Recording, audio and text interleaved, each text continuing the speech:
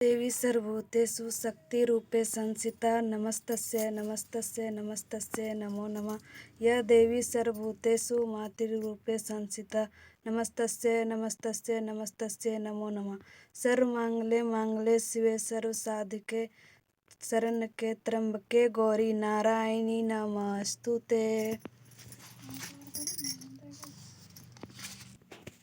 श्री दुर्गा सप्तशती प्रथम अध्याय।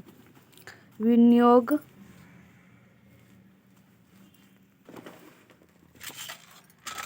हाथ में जल लेकर ओम प्रथम चरित्र से जपे विनियोग जल छोड़ दे। विनियोगार्थ। प्रथम चरित्र के ब्रह्मा ऋषि, महाकाली देवता, गायत्री छंद, नंदा शक्ति, रक्तदंतिका बीज, अग्नि तत्व और ऋग्वेद स्वरूप है। श्री महाकाली रूपी देवता के प्रसन्नार्थ प्रथम चरित्र के जप पाठ में विनियोग करने का विधान है। ध्यान। भगवान विष्णु के क्षीर सागर में शयन करने पर महाबलवान दैत्य मधु और कैटभ के संहार निमित्त पदयोनि ब्रह्मा जी ने जिसकी स्तुति की थी, उन महाकाली देवी का मैं स्मरण करता हूँ। वे अपनी 10 भुजाओं में क्रमशः खड्ग, चक्र, गदा, बाण, धनुष, परी फेंककर चलाया जाने वाला एक प्राचीन अस्त्र, शूल, भुसुंडी, बंदूक, मस्तक और शंख धारण करती है। वह 3 नेत्रों से युक्त है और उनके संपूर्ण अंगों में दिव्य आभूषण कभी जीर्ण न होने वाला पड़े हैं। नीलमणि के सदृश उनके शरीर की आभा है एवं वे 10 मुखी तथा 10 पादों वाली है। मार्कंडेय जी ने कहा, सूर्य के पुत्र स्वार्णी, जिनकी गणना अष्टमनुओं में की गई है, के उत्पन्न होने की कथा का सविस्तार वर्णन करता हूँ, सुनो। सूर्यपुत्र महाभाग स्वार्णी भगवती महामाया के कृपा से जैसे मनवंतर के स्वामी हुए, मैं वही घटना कहता हूँ। प्राचीन काल में स्वरोचिष नामक मनवंतर में सूरथ नाम एक बहुत ही प्रतापी राजा हुए थे। उनकी उत्पत्ति चैत्र वंश में हुई थी और सारी पृथ्वी पर उनका एक छत्र राज्य था। वे प्रजाओं को अपनी संतान के समान पालन पोषण करते थे। इतना होने पर भी कुलवदंशी नामक क्षत्रिय उनके शत्रु बन बैठे थे। राजा सूरथ दंड नीति का अत्यंत कड़ाई से पालन करते थे। राजा का विपक्षियों के साथ युद्ध हुआ। यद्यपि कुलवदंशी लोग अल्पसंख्यक वर्ग के थे, फिर भी उन लोगों ने राजा सूरथ पर विजय पा ली थी। राजा शत्रुओं से पराजित होकर अपने नगर को लौट आए और उनके देश तक ही उनका राज्य सीमित हो गया। पहले से अधिकृत की गई भूमि उन्हें छोड़नी पड़ी, किंतु 30 पर भी विद्रोहियों ने उनका पीछा नहीं छोड़ा और राजा सूरथ पर पुनः आक्रमण कर दिया। राजा के बल पौरुष का ह्रास हो चुका था, इसलिए ऐसे सुयोग को मंत्रियों ने हाथ से जाने देना उचित न समझा और उन दुरात्मा मंत्रियों ने राजकीय सेना, वाहन, कोषागार आदि पर अपना पूर्ण आधिपत्य जमा लिया। राजा का स्वामी छिन गया था, इसलिए वे घोड़े पर सवार होकर अकेले ही आखेट के बहाने घने वन के भीतर चल दिए। उस वन में पहुंचकर राजा सूरथ को विप्रों में श्रेष्ठ मेघा मुनि का आश्रम दिखाई पड़ा।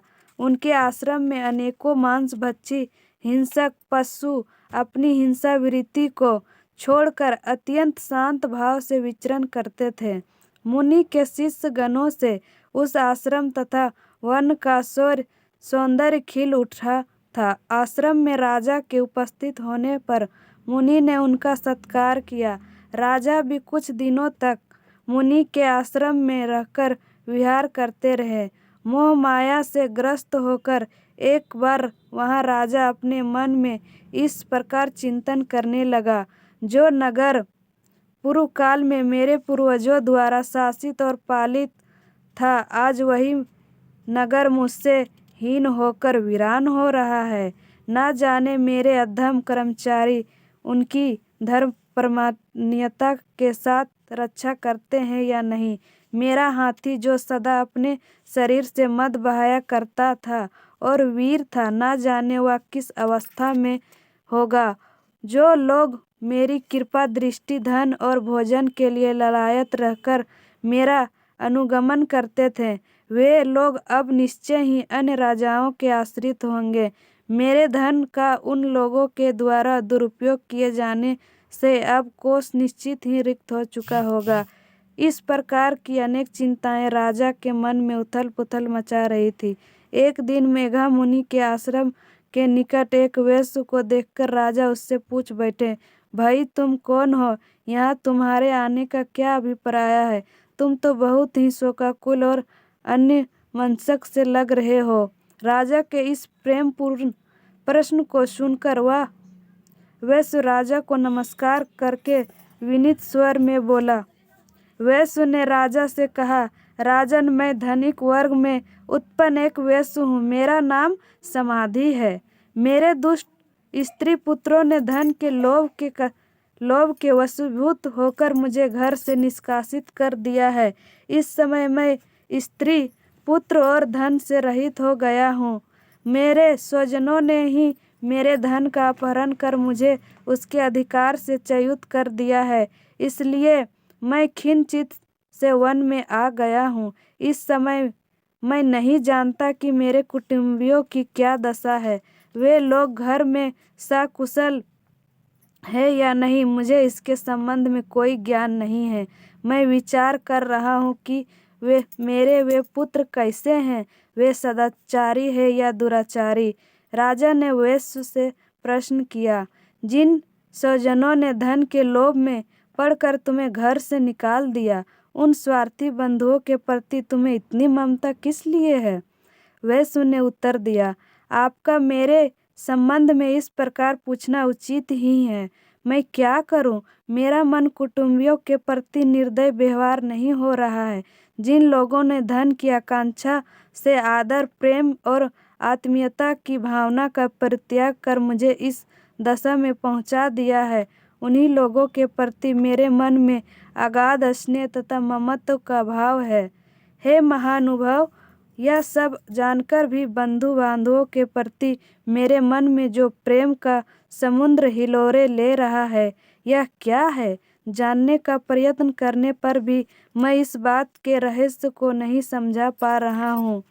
उन लोगों के वियोग में मैं उस आशय ले रहा हूँ जिसके फलस्वरूप मेरा हृदय अत्यंत व्यथित हो रहा है। उन लोगों में मेरे प्रति प्रेम का नितांत अभाव है, तो मैं भी मेरा मन उनके लिए तड़प रहा है।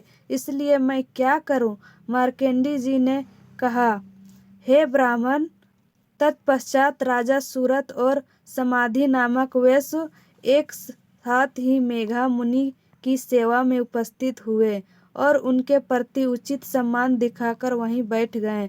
तब वेश्या और राजा ने परस्पर कुछ वार्ता प्रारंभ की। तब राजा बोले, भगवान, मैं आपसे एक निवेदन करना चाहता हूँ। आप उसे कृपा करके बताइए। मेरा मन स्ववश में न रहने के कारण बहुत ही क्लेशित है। जो राज्य मेरे हाथ से छिन गया है, उसके लिए अभी तक मेरे मन में पहले की तरह ममता बनी हुई है। हे मुनियों में श्रेष्ठ, यह बात मैं जानता हूँ कि अब उस पर मेरा स्वत्व नहीं रह गया। उसे अन्य लोगों ने हस्तगत कर लिया है, फिर भी अज्ञानियों की तरह से उसी के मोह में लिप्त हूँ। यह सब क्या बात है? मेरे ही समान यह वेश्या भी अपने घर से अनादृत हो, पुत्र, स्त्री और सेवकों द्वारा परित्याग होकर निष्कासित कर दिया गया है। इसके स्वजनों ने भी इसका परित्याग कर दिया है। यह जानते हुए भी यह वेश्या उन्हीं लोगों के स्नेह पास में आबाद है। हम दोनों का ही हृदय इन सब बातों से अत्यंत क्षुब्ध है। दोष युक्त विषय में भी अभी तक मेरा मन ममतावश आकर्षित हो रहा है। हे महाभाग, हम दोनों ही समझदार हैं, फिर भी हम में जो मोह की प्रबल धारा उमड़ पड़ी है वह क्या है? हम दोनों में प्रत्यक्ष रूप से अज्ञान के लक्षण दिखाई पड़ रहे हैं। तब ऋषि ने कहा, हे महाभाग, विषय मार्ग का ज्ञान सभी प्राणियों में विद्यमान होता है। इसी प्रकार विषय भी सभी जीवों के भिन्न भिन्न होते हैं। कुछ प्राणियों को दिन में नहीं दिखाई पड़ता, ठीक इसके विपरीत कुछ जीव रात्रि में नहीं देख पाते। इनके अतिरिक्त कुछ जीव ऐसे भी होते हैं जो समान रूप से दिन और रात्रि में देख सकते हैं। यह बात सत्य है कि सभी प्राणियों में मनुष्य वर्ग सब अधिक समझदार होते हैं, किंतु केवल वे ही इस प्रकार समझदार नहीं होते। उनके अतिरिक्त पशु पक्षी और मृगादि जीव भी समझदार होते हैं।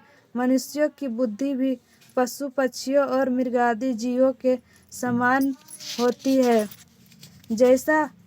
जैसी मनुष्य की समझ होती है वैसे ही उन मृगादि जीवों का भी होती है। साथ साथ अन्य बातें भी प्रायः इन दोनों में समान रूप से पाई जाती है। इन पक्षियों को देखो, समझदार होते हुए भी स्वयं क्षुधातुर रहकर अपने बच्चों की चोंच में स्नेहवश अन्न के कण डाल देते हैं। हे राजन, क्या तुम नहीं जानते कि मनुष्य समझदार होते हुए भी लोभवश अपने उपकार के बदले उपकृत होने के निमित्त पुत्रों की इच्छा रखते हैं? यद्यपि उन सब में भी समझदारी का भाव होता है, फिर भी वे संसार की स्थिति, जन्म मृत्यु की परंपरा को बनाए रखने वाली महामाया भगवती के प्रभाव द्वारा मोह रूपी भंवर में डाल दिए जाते हैं और उसी में जीव डूबते उतरते रहते हैं। इसमें आश्चर्य की कोई बात नहीं है। जगत पिता विष्णु भगवान की योग निद्रा रूपनी महामाया से ही सारी सृष्टि मुग्ध हो रही है। वे महामाया ज्ञानियों के चित्त को बलात् आकर्षित करके मोह सागर में डाल देती है। वे ही समस्त सृष्टि की जगदात्री है तथा जब वे ही प्रसन्न होती है तब मनुष्यों के उद्धार के लिए मुक्ति लाभ का वरदान भी देती है। वे ही प्रविद्या विद्याएं दो होती है, परा और अपरा, संसार बंधन और मोह ममता उत्पन्न करत्री सनातनी देवी है तथा समस्त ईश्वरों की भी अधिष्ठात्री है। तब राजा ने प्रश्न किया, भगवान जिन्हें आप महामाया कहकर संबोधित कर रहे हैं वे देवी कौन सी है? हे ब्राह्मण, उनका प्रादुर्भाव किस प्रकार से हुआ? उसके चरित्र कौन कौन से हैं?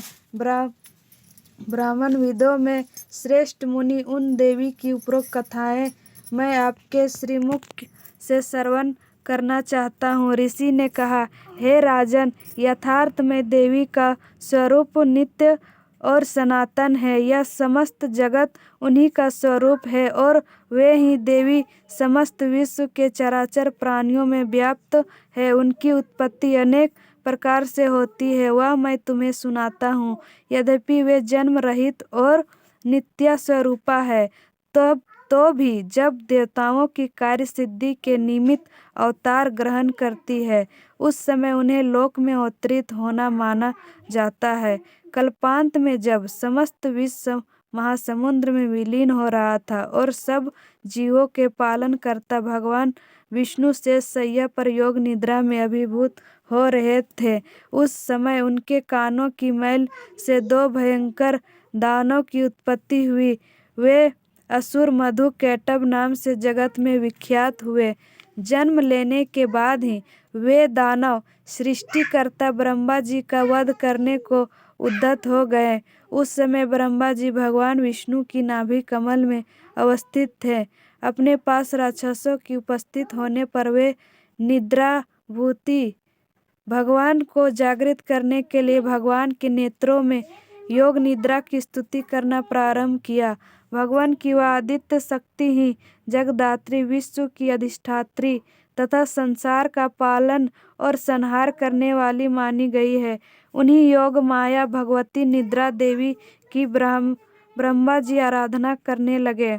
ब्रह्मा जी बोले, देवी तुम स्वधा स्वाहा स्वधा और वषट्कार हो। स्वर भी तुम्हारा ही रूप है। तुम्ही प्राण दात्री अमृत रूपा हो। नित्य अक्षर प्रणव में आकार उकार और मकार, इन तीनों मात्राओं में तुम्हारा ही अवस्थान है। इन तीन मात्राओं से भिन्न जो बिंदु रूपा नित्य अध्र अर्ध मात्रा है, जिनका उच्चारण विशेष रूप से नहीं हो सकता, वह भी तुम ही हो। हे देवी, तुम ही संध्या सावित्री तथा परम जननी स्वरूपा हो। तुम ही इस संपूर्ण ब्रह्मांड को धारण किए हुई हो। तुम्हारे ही द्वारा इस विश्व की उत्पत्ति होती है। तुम ही पालन करत्री और अनंत में अब सब जीवों का संहार करती हो। जगत की उत्पत्ति में तुम सृष्टि रूपा, पालन काल में स्थिति स्वरूपिणी तथा कल्पांत में संहार रूपा हो। तुम ही महाविद्या, महामाया, महामेघा, महास्मृति, महामोह रूपा महादेवी और महासुंदरी हो।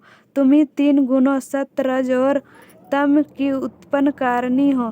तुम ही भयंकर काल रात्रि, महारात्रि और मोह रात्रि हो। तुम ही श्री ईश्वरी ही और बोध स्वरूपा बुद्धि भी हो। लज्जा, पुष्टि, तुष्टि, शांति और क्षमा भी तुम ही हो। तुम ही खड्गधारिणी, शूलधारिणी, घोर रूपा, गदा चक्र शंख धनुष धारिणी भी हो। बाण विशुंडी परिघ आदि तुम्हारे ही अस्त्र है।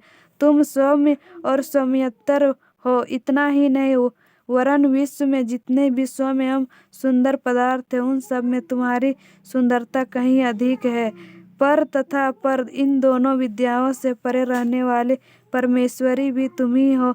हे देवी, विश्व के सभी सत असत पदार्थों में पाई जाने वाली शक्ति भी तुम ही हो। ऐसी अवस्था में तुम्हारी स्तुति अवर्णनीय है। इस विश्व के रचयिता, पालन करता और संहारक भगवान विष्णु को भी जब तुमने निद्रा के वशीभूत कर दिया है, तब तुम्हारी स्तुति के योग्य इस ब्रह्मांड में कौन है। मुझे भगवान शिव तथा शिव को भी तुम्ही ने शरीर धारण करने को बाध्य किया है। अतः तुम्हारी स्तुति की सामर्थ्य किससे में है। हे देवी, तुम तो अपने इन उदार प्रभावों से ही प्रशंसित हो गई हो। इन दोनों अजय असुरों को तुम मोहग्रस्त करके भगवान विष्णु की निद्रा भंग कर दो। इसके साथ ही भगवान के भीतर इन मधुक और कैटभ नाम के महाअसुर के संहार की बुद्धि भी उत्पन्न करो। ऋषि ने कहा, हे राजन, भगवान विष्णु को जगाने के लिए जिस समय ब्रह्मा जी ने तमोगुण की अधिष्ठात्री देवी का स्तवन किया, उस समय वे महामाया भगवान ने नेत्र, मुख, नासिका, बाहु, हृदय और वक्षस्थल से बाहर आकर अव्यक्त जन्मा ब्रह्मा जी के सम्मुख आ उपस्थित हुई। योग निद्रा से रहित होकर जगतपति भगवान जनार्दन तथा एकर्ण के जल में से शैया में जागृत हो गए। नींद की मुक्ति होते ही भगवान ने उन दोनों दैत्यों को देखा। वे दोनों ही दुरात्मा दैत्य मधु और कैटभ अत्यंत पराक्रमी और बलशाली थे। वे दोनों क्रोध में आंखें लाल करके ब्रह्मा जी को निगल जाना चाहते थे। ऐसी स्थिति में भगवान विष्णु ने उन दोनों राक्षसों के साथ 5000 वर्ष तक लगातार बाहुयुद्ध किया। वे दोनों बल के दर्प से दर्पित हो रहे थे। महामाया ने उन दोनों असुरों को अपने प्रभाव से मोहग्रस्त कर दिया। तब उन राक्षसों ने विष्णु भगवान से कहा, हम तुम्हारे शौर्य से अत्यंत प्रसन्न हैं। तुम हम लोगों से कोई इच्छित वर मांग लो। उनकी बात सुनकर भगवान ने कहा, यदि तुम दोनों मुझसे प्रसन्न हो तो तुम्हारी मृत्यु मेरे हाथ से हो। मुझे यही वर चाहिए। इसके सिवाय मुझे अन्य किसी प्रकार के वरदान की आवश्यकता नहीं है। ऋषि कहने लगे, जब उन राक्षसों ने संपूर्ण पृथ्वी को भ्रमवश जलमग्न समझा, तब भगवान से कहा, मेरा वध किसी शुष्क स्थल, सूखे स्थान अर्थात जिस स्थान पर पृथ्वी पर जल में ना डूबी हो, में करो। ऋषि ने कहा, तब तथास्तु कहकर शंख चक्र गदा पदधारी भगवान विष्णु ने उन दोनों दैत्यों के मस्तक अपनी जांघों पर रखकर सुदर्शन चक्र से काट दिए। यह महामाया देवी ब्रह्मा जी की स्तुति से संतुष्ट होकर स्वयं ही आविर्भूत हुई थी। अब हम तुम्हें उनके प्रभाव की महिमा का वर्णन करता हूँ, उसे श्रवण करो। इस प्रकार मार्कंडेय पुराण के स्वर्णिम मनवंतर कथा के अंतर्गत देवी महात्म्य में वर्णित मधुकैटभ वध नामक प्रथम अध्याय समाप्त होता है। जय माता रानी।